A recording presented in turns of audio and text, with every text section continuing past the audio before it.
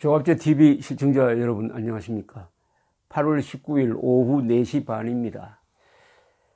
조금 숨을 돌려서 세계사 산책을 한번 하겠습니다. 어떤 이 시사적인 문제를 이 역사적 관점에서 바라보면은 다르게 보입니다. 오늘날 대한민국이 처한 상황이 아주 특별한 것 같지만은 다른 나라 역사, 우리나라 역사를 쭉 보면은 비슷한 일이 여기에도 있었고 저기에도 있었구나 하는 것을 알면서 이 하늘 밑에는 새로운 것이 없구나, 다 과거와 연관이 되고 과거에도 비슷한 일이 있었구나, 그때는 이 문제를 어떻게 해결했느냐, 이렇게 생각을 하게 됩니다. 그러니까 이 세상을 역사적 관점이라는 것은 문명, 민족, 국가가 발전해 온 것을 말하는 것이죠. 역사적 관점을 취하면 의외로 오늘 우리가 당면한 문제를 해결하는 방도가 선명하게 보일 수가 있습니다. 사회과학적 입장, 정치학적 입장을 취하는 것보다는 역사적 관점을 취하면 흐름을 보게 됩니다. 긴 흐름 속에서 그 흐름을 쫓다가 보면 앞으로는 이렇게 나갈 것이다 하는 게 읽히는 수가 있죠. 이 위대한 지도자들은 역사적 시각이 좋았던 분들입니다. 이승만 대통령, 바로 세계사가 흘러가는 방향을 알았던 사람입니다. 박정희 대통령, 그 세계사 속에서 대한민국을 어떻게 위치를 잡아야 하느냐를 알았던 사람입니다. 그런데 대한민국의 요사이 이승만, 박정희를 수구 반동 세력으로 모는 사람들은 이 역사의 흐름을 거꾸로 지금 돌리려고 합니다. 이승만, 박정희가 역사의 흐름을 정확하게 읽고 그 흐름에 대한민국 호를 태워가지고 역사의 순풍, 역사의 흐름에 맞춰서 발전해 오니까 이런 나라를 만들었다. 즉 천국 다음에 한국을 만들었다, 이렇게 생각하지 않고 이승만, 박정희가 역사를 거꾸로 돌린 사람이라고 생각하면서 보수 세력을 수구 반동 세력이라고 욕하는 사람들이 지금 집권 세력이 되니까 지금 여러 가지로 문제가 생기고 있는 것은 그 사람들이 역사의 흐름을 역류하니까 그런 겁니다. 역류하니까 세계에서 가장 안전한 원자력 발전소를 위험하다고 생각을 한다면은 그 사람들은 문명 발전을 거꾸로 돌리겠다는 거죠. 역사를 거슬러 오르면 반드시 망합니다. 자, 오늘은 후운족 이야기를 하겠습니다. 제가 후운족. 여러분, 후운족 이야기, 후운족 하면 아마 교과서에 잠시 나옵니다. 게르만족의 이동과 관련해서 나오죠. 즉, 서기 4세기에 유럽에서 대격변이 일어납니다. 즉, 게르만족이 배후에서 훈족의 공격을 받아가지고 지금 동유럽 그리고 러시아 쪽에서 살던 고트족, 동고트, 스고트 이런 게르만족이 이동을 시작하면서 서쪽으로, 남쪽으로 밀려 들어옵니다. 그래서 로마 문명권으로 들어와요. 그 결과로서 서로마가 5세기 가면은 무너져 버립니다. 동로마는 별도로 비잔틴 제국으로서 오래 계속됩니다만은, 그래서 로마 제국을 무너뜨린 것이 게르만족의 대이동이다.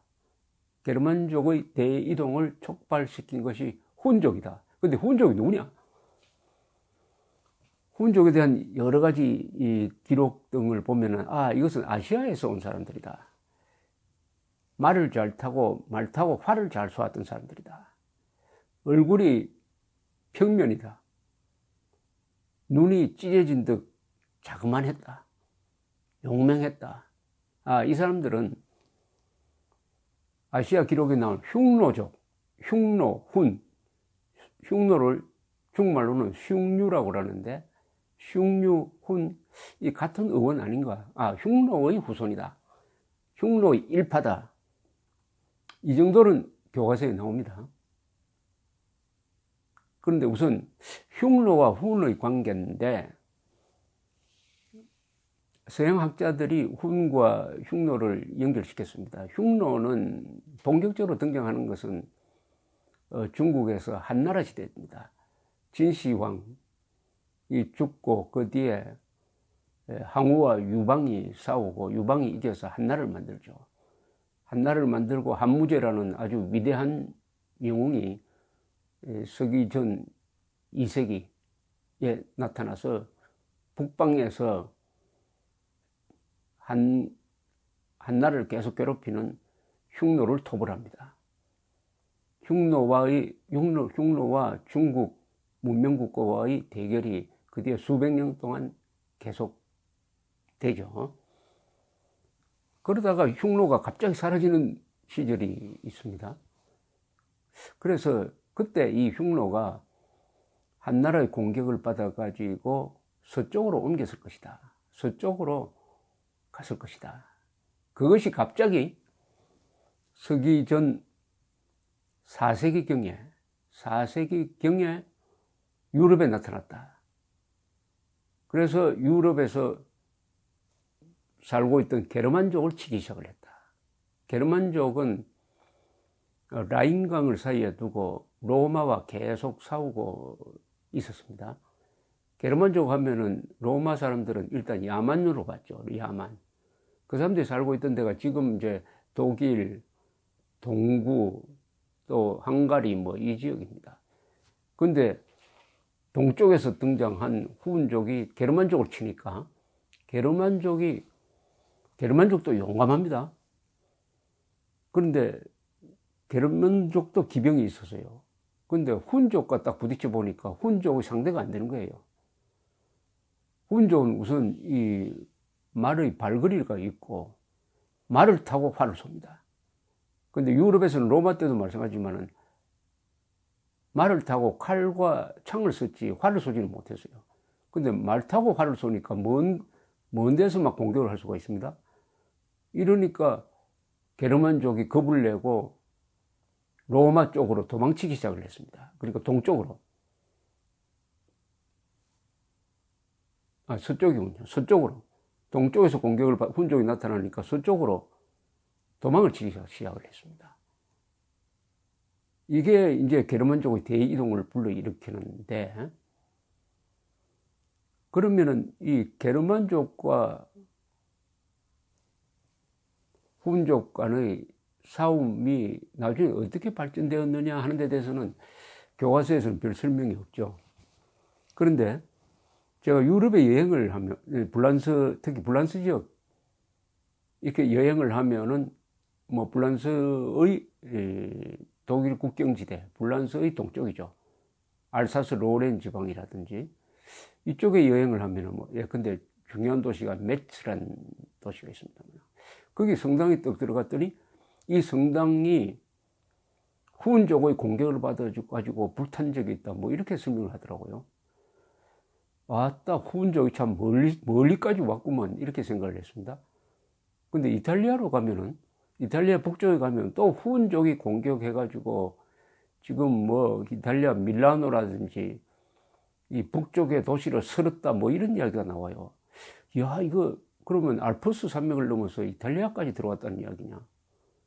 이렇게 생각이 듭니다.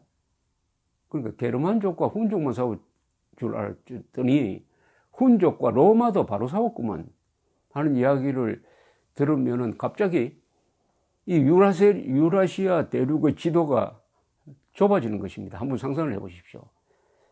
로마 군대가 고구려 장수왕 시절에 한반도까지 쳐들어와가지고 저 평양을 석권을 하고 저 중국 쪽으로 들어가서 중국의 북쪽 지방을 막 불태우고 했다는 것과 또 마찬가지입니다.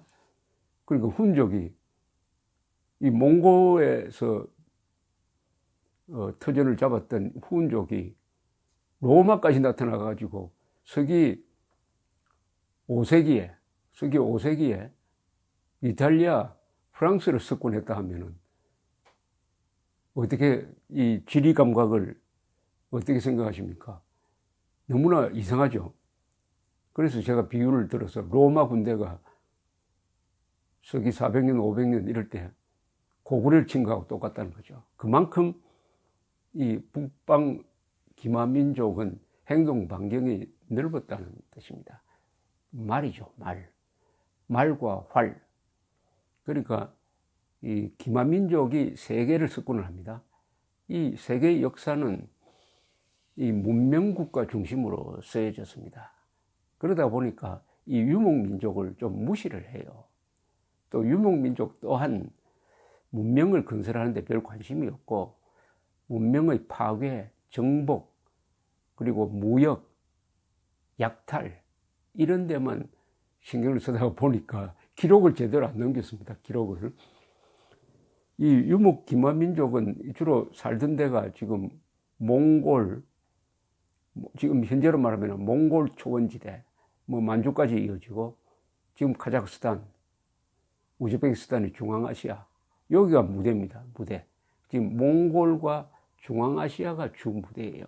그 주변 지역이 이제 만주고 이 사람들이 내려와 버리면은 한반도로도 내려오고 인도까지도 내려오고 주로 중국의 북쪽을 점령하게 되는 거죠.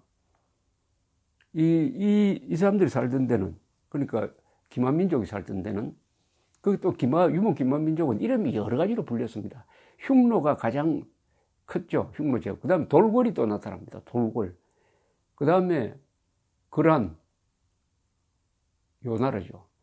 그 다음에 반농경민족이 여진족입니다만, 그 다음에 청나라, 금나라 이런 나라를 세웠습니다. 그 다음에 뭐 이걸 다 아우렀던 게 13세기의 말하면 징기스칸이죠. 징기스칸. 대제국을 건설한. 자, 이렇게 치면은 이 사람들은 우선 말을 탑니다. 활을 잘 쏩니다. 말과 활을 결합시키는 게 바로 등자입니다. 이 말 탈 때 발걸이 있잖아요. 그걸 등자라고 합니다. 유럽에서는 등자가 보급되지 않아가지고, 그 로마 시대 때 기병을 보면, 로마 시대 때 영화를 보면 기병이 활 쏘는 거 없죠. 말 타고 그냥 칼싸움 합니다. 창으로 찌르고 하는. 중국도 마찬가지예요. 중국의 요사이 삼국시대에 이렇게 중국에 나온 영화 보면 좀 과장된 게 있습니다. 이 발걸이를 쓰는 것처럼 되는. 삼국시대 때, 그러니까 장비, 관우 이 사람들은 발걸이가 없었어요. 그러니까 말 타고 창으로만 했지, 활을 쏘지는 않았습니다. 북방민족, 유목, 흉노족, 선비족, 뭐, 이런 사람들이 주로, 이런 사람들은 발걸이를 딱 하면은 말을 타고 몸을 안정시킬 수 있으니까 활을 쏘는 것입니다. 그 전형적인 게 고구려 무용총 벽화 아닙니까? 무용총 벽화. 이쪽으로 말을 타고 가면서 몸을 돌려가지고 반대편으로 활을 쏩니다. 무용총 벽화. 그러니까 한민족의 지배민족은 그냥 이렇게 치면 되죠. 지금 만주로부터 치면 부여, 고구려, 백제, 요게 같은 계통입니다. 지배민족이 같습니다. 가야하고 신라는 조금 다르죠. 특히 신라는 그쪽 계통이 아닌데, 신라를 흉노와 연결시키는 사람들이 많습니다만.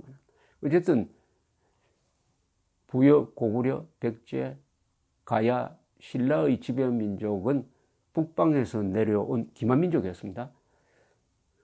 활 잘 쏘고, 말 잘 타고, 그러니까 용맹무상한 사람들이 한반도에서 고대국가를 만들었죠. 이 사람들하고 흉노가 같은 계통이고, 그 연장선상에서 훈하고도 연결된다. 그래서 어떤 학자분들은 훈족이 신라의 조상이었다, 뭐 이런 이야기도 하는데, 그건 좀 너무 연결이 좀 멀고, 하여튼 같은 계통으로 보는 거는 뭐 거의 틀림이 없습니다. 자, 이제 다시 이야기를 돌려가지고, 후운족이 게르만족을 치니까 게르만족이 로마 문명권으로 들어가기 시작한 게 이제 4세기부터인데, 그때 이제 로마가 전성기를 지나서 쇠퇴해지고 있을 때입니다. 그리고 기독교화가 되었어요.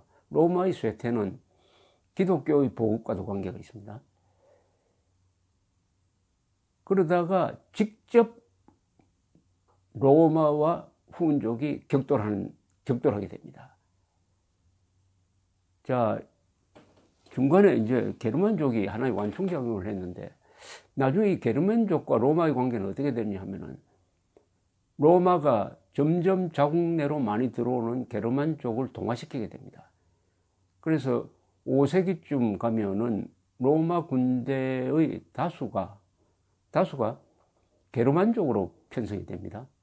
그 장교들은 로마 사람들이 많은데 사병들은 게르만족이 다수가 됩니다. 나중에 장군들도 게르만족 피를 받은 사람이 나중에 황제가 되고 합니다.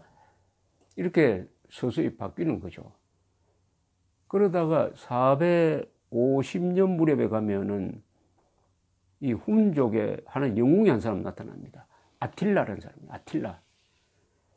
저 유럽 사람들을 가장 떨게 하는 말 두 개가 있습니다. 하나는 아틸라라는 말과 하나는 징기스칸입니다. 징기스칸, 아틸라 말만 나오면 아마 어린 아이도 울다가 멈출 정도입니다. 아틸라는 훈족의 이제 왕이죠. 훈족의 왕인데, 이 훈족은 어떤 특성이 있느냐 하면은, 이게 인생관이 달라요, 우리하고. 그래, 문명국가 사람들하고는 인생관이 다릅니다. 어떻게 보면 훈족의 인생관이나 이 바이킹의 인생관이나 좀 비슷한데, 이 용맹한 사람들입니다.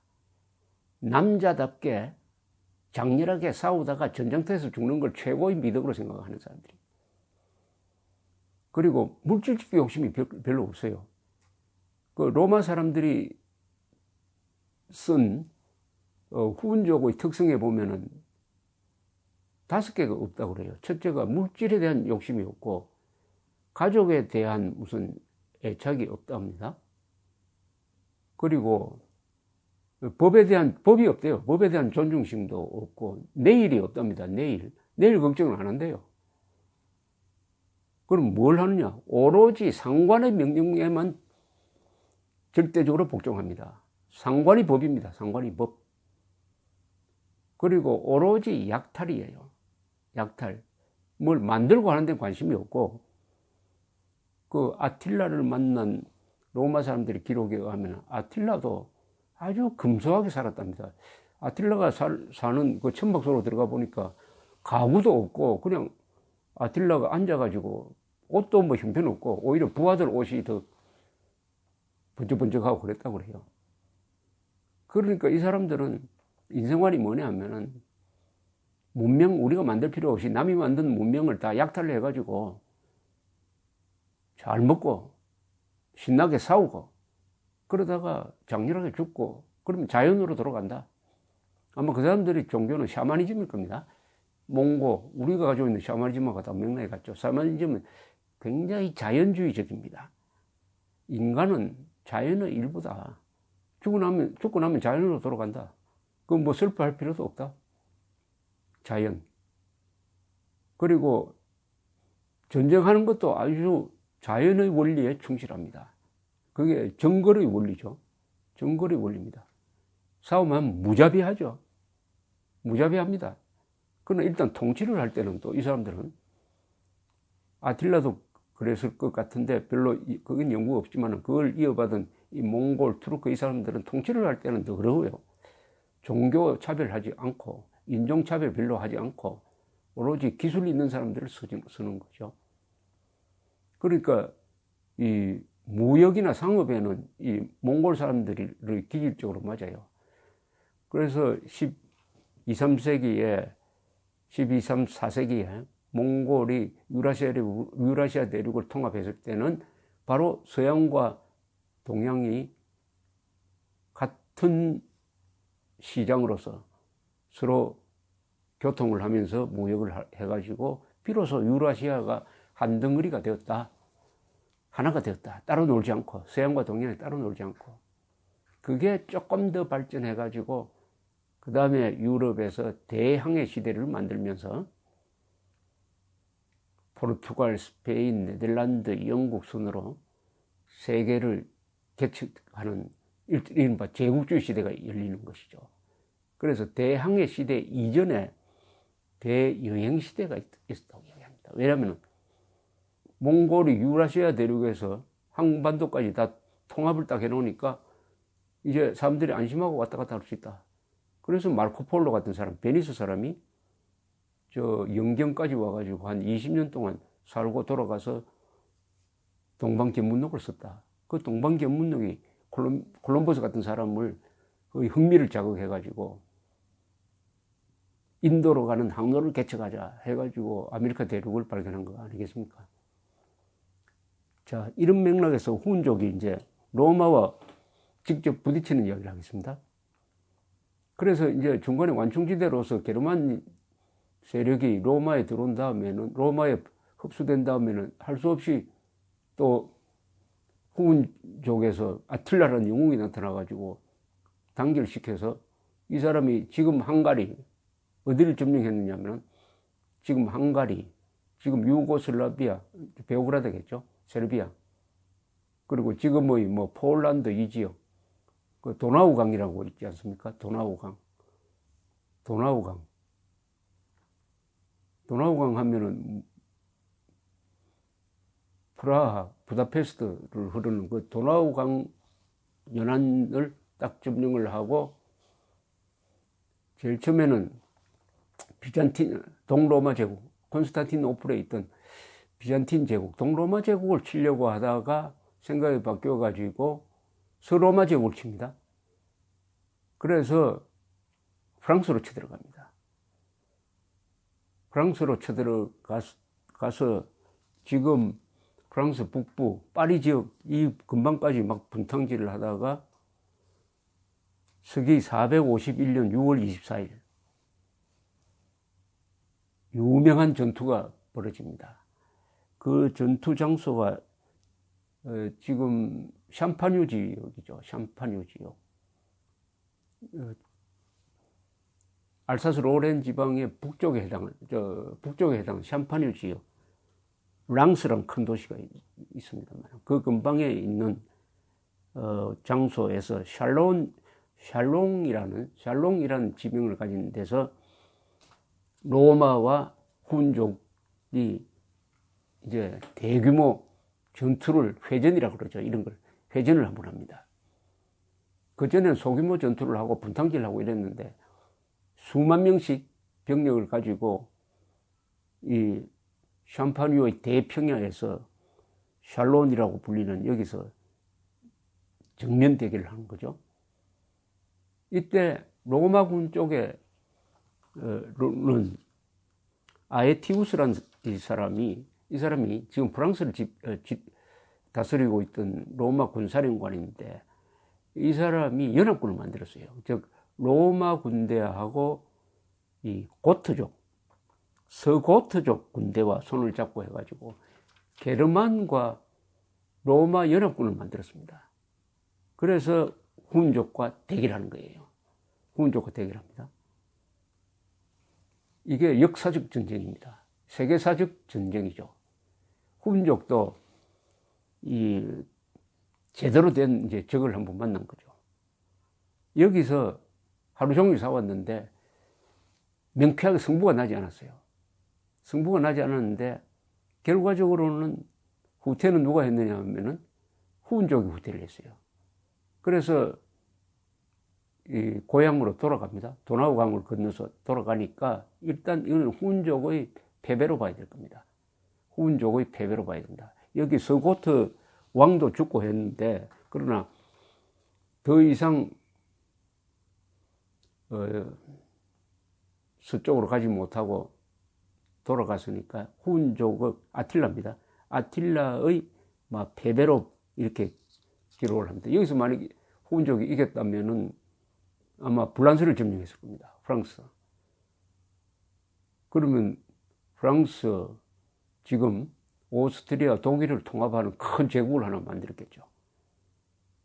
자, 돌아간 이 아틸라가 그 다음 해에는 어디를 쳐들어가느냐 하면은 그 다음 해에는 이 이탈리아 알프스 넘어서 산을 넘어서 이탈리아 북쪽으로 치들어갑니다. 이탈리아 북쪽은 뭐 밀라노 등등 아주 도시국가, 오래된 도시국가들이 지금 그때는 아직 도시국가가 제대로 만들기 전이고, 밀라노는 사실은 사실상 수도 역할을 하고 있었는데 그 지역을 휩쓸면서 또 분탕질을 합니다. 그게 서기 452년입니다. 452년. 베니스란 도시가 왜 만들어졌느냐 하면은 시오노 나나미의 이 설명에 의하면은 이때 452년에 후운족이 북부 이탈리아에서 완전히 초토화를 시키고 사람들을 죽이고 하니까 거기 살던 이탈리아 사람들이 피난 가기 위해서 가만히 생각해 보니까 이런 사나운 후운족이 오지 못 올 때는 기병이 잘 통하지 않는 바다 늪지대이다. 바다의 저지대다. 그래서 찾고 해가지고 베니스로 갔다는 거 아닙니까? 그때 베니스가 지금과 같은 화려한 베니스가 아니라 사람도 살지 않는 바닷가였는데 거기에 나무를 막 박아가지고 일종 기반을 다진 위에 그 위에 이제 도시를 짓기 시작하는데, 일단 베니스를 삼투로 여기게 된 것은 후운족에게 당한 이 로마 사람들의 이 결단이었다. 뭐 이렇게 자기가 쓴 책에 바다의 도시의 이야기라는 책이 있습니다. 시오노 나나미가 쓴 베니스 이야기입니다만, 그게 맨 앞에 나오는 뭐 전설적인 이야기입니다만, 그러니까 얼마나, 다만 이때 이제 교황이 있었어요. 교황이 아틸라를 이제 단파를 짓습니다. 교황이. 이 교황이 레오 1세입니다. 레오 1세가 교황이 아틸라를 만나서 돌아가 줬으면 좋겠다 해서 설득을 해서 돌아감으로써 로마를 지켜냈다. 이런 설명이 있습니다. 이런 설명이 있어요. 그러나 그 뒤 뭐 한 세대도 지나지 못해가지고 서로마 제국은 망해버립니다만, 이것은 상당한 과장으로 알려져 있습니다. 그렇게 설득해서 돌아간 게 아니고 필요에 의해서 본인도 이제 워낙 약탈을 많이 하다 보니까 필요하기도 하고 해서 돌아갔다는 겁니다. 이 사람 돌아가는 건 주로 이제 헝가리 지역으로 돌아갑니다. 헝가리가 이게 후운족의 본거지였어요. 후운족 다음에 또 동쪽에서 밀려오는 유목민족이 한 7세기, 8세기에 또 등장하는데 아바르족이라고 합니다. 그 사람들도 후운족, 헝가리를 본거지로 삼았습니다. 혹시 헝가리 여행을 하신 분들이 많겠지만 가보면 부다페스트 같은 아주 화려한 우수에 찬 도시가 있는가 하면은 헝가리 시골을 여행해 보면은 대초원지대입니다. 그러니까 이게 기병을 운영하려면은 말이 있어야 되고 말이 먹을 사료가 있어야 됩니다. 그러니까 초지가 있어야 되죠. 초원이라야 합니다. 헝가리가 초원 지역이죠. 초원. 그러니까 헝가리를 본거지로 삼는 게 제일 좋습니다. 그러다가 서기 한 900년쯤 되면은 볼가강에 살고 있던 그 마자르족이라는 이 유목 기마 민족이 헝가리로 와서 마자르족이 거기서 왕국을 세웁니다. 한 100년 지나서는 이 사람들이 가톨릭을 받아들여요. 그래서 기독교인이 됩니다. 마자르족. 지금 헝가리 사람들은 자기 나라를 헝가리라고 그러지 않고 마자르라고 그러죠. 마자르. 그 사람들은 아시아 피가 많죠. 몽골 투르크 계통으로 보여집니다. 그래서 헝가리는 유럽에서 좀 독특합니다. 우선 말이 독일어라든지 이탈리아, 라틴어, 영어하고는 전혀 다른 아시아 계통의 말을 쓰고 있고, 사람 이름도 좀 그렇고, 그리고 인종적 특성도 몽골 투르크 영향을 받은 것 같고, 몽골 반점 나온 사람들도 있고 합니다. 그래서 제가 이 부다페스트에 가면은 군사박물관이 있어요. 저는 전사를 좋아하니까 부다페스트의 군사박물관에 들어가서 그 오늘 헝가리를 만든 마자르족의 무기를 보았더니 깜짝 놀랐습니다. 제가 꼭 어디 경주 박물관에 온 것 같았어요. 그 사람이 쓰던 투구 무기가 삼국시대 신라 사람들이 쓰는 무기하고 거의 같습니다. 거기서 이 훈족, 흉노족 그 영향을 받은 백제, 고구려, 신라 이 같은 계통이구나 하는 것을 느낀 적이 있습니다. 자, 훈족 이야기로 다시 돌아가세요. 이 이탈리아에서 철수한 아틸라는 거기서 사망을 합니다. 그걸로 해가지고 훈족은 하나의 조직적인 세력으로서는 끝이 납니다. 아까 말씀드렸지만 이 훈족은 법도 없고 무슨 제도 이런 걸 싫어하는데 오로지 강력한 지도자에 대한 맹목적인 충성 그 하나로 뭉쳤는데 강력한 지도자가 죽어버리니까 서로 내분이 일어나가지고 그 길로 훈족은 실족이 해산돼 버린 겁니다. 해산돼 버린. 그리고 역사에서 바람처럼 사라져 버렸습니다. 그러나 오늘날의 유럽 역사를 만드는데 중요한 역할을 한 거죠. 훈족이 게르만족을 치고 게르만이 로마를 무너뜨리고 해서 게르만족 세상이 되어버렸습니다. 유럽이 지금 어떻게 보면 세계가 게르만족 세상이라고 볼 수 있습니다. 로마 문명이 무너진 다음에 게르만족은 그 이름이 여러 가지입니다. 앵글로족도 게르만족이고 색손족 또는 독일말로 하면 작센족도 있고 또 포도주가 많이 나는 부르군디 이것도 다 그리고 무엇보다 프랑크 왕국을 만들었던 프랑크족 이게 다 게르만족입니다. 그리고 바이킹도 게르만족으로 볼 수 있습니다. 바이킹족 이 사람들 말은 독일어과라고 볼 수 있죠. 영어도 독일어과에 속합니다. 영어가 분류상 독일어 위에 있는 게 아니고 독일어과 밑에 영어가 있습니다. 이 사람들이 지금 이 세계 지도를 보면은 다 세계를 주도하는 나라 아닙니까?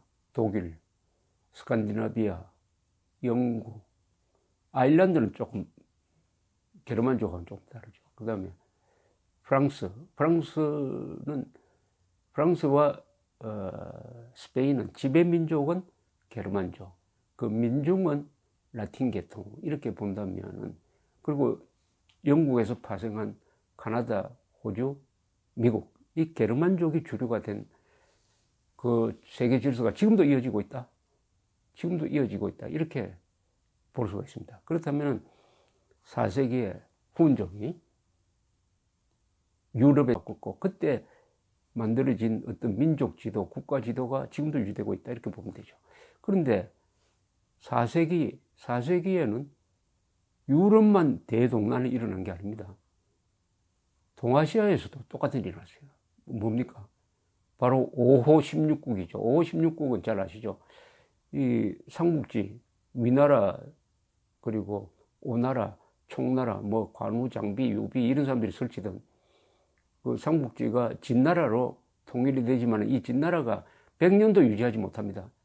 바로 북방에서 흉노 등등을 포함한 이 5호 16국 오랑캐 5개 오랑캐 나라가 막 남쪽으로 내려와 가지고 중국을 다 바꿔버리고 거기서 16개 나라를 만들고 또 한족은 그 양장 남쪽으로 내려와서 또 나라 만들고 해가지고 5호 16국 상태가 그 뒤에 한 300년 동안 계속됩니다. 대동란 시절이죠. 바로 그 흐름 속에서 한반도에서도 부여, 고구려, 백제, 신라가 만들어집니다. 또 바다를 건너서 일본에서도 고대 국가가 만들어집니다. 즉 유목민족들이 4세기, 3세기, 4세기, 5세기 이 무렵에 지금 몽골 고원지대 여기 알타이 산맥 근방에 살고 있던 유목민족들이 한쪽은 서쪽으로 가고 한쪽은 동쪽으로 가고 또는 남쪽으로 내려오면서 유라시아 대륙에 있던 문명권을 흔들어 버리면서 자기들 나라를 만드는 거죠. 그것이 바로 유목민족 국가죠. 유목민족 국가. 5, 16국을 정리하면서 통일하는 게 6세기의 수나라입니다. 수나라를 이어가는 게 당나라. 이 사람들이 다 지배층은 북방계통입니다. 유목민족. 그리고 부여, 고구려, 백제, 신라는 지배민족이 완벽한 기반민족이고, 현해탄을 건너가서 일본의 고대 국가를 만든 세력도 기만민족이다 하는 것이 일본에서 이제는 정설이 되고 있습니다. 일본 사람들은 그게 아니고 우리는 원래부터 일본 열도에서 살았던 사람들이다 해가지고 한반도 도래설을 부정했는데 이제는 부정하는 사람 아무도 없게 되었습니다. 그러면은 4세기에 유라시아 대륙, 유럽과 동아시아에 거대한 변화를 몰고 온 유목민족의 대이동, 왜 일어났느냐? 뭐 정설인지 뭔지 하여튼 유력한 설은 당시에 이 몽골 지방에 아주 기후가 나빠가지고 먹을 게 없었답니다. 그래서 먹을 것을 찾기 위해서 발버둥 치면서 이동하다가 그런 세계적인 대격변을 일으켰다 하는 설이 있습니다. 이 이야기는 워낙 스케일이 크니까 제가 기회 있는 데마다 강론적으로 들어가서 더 말씀을 드리겠습니다. 감사합니다.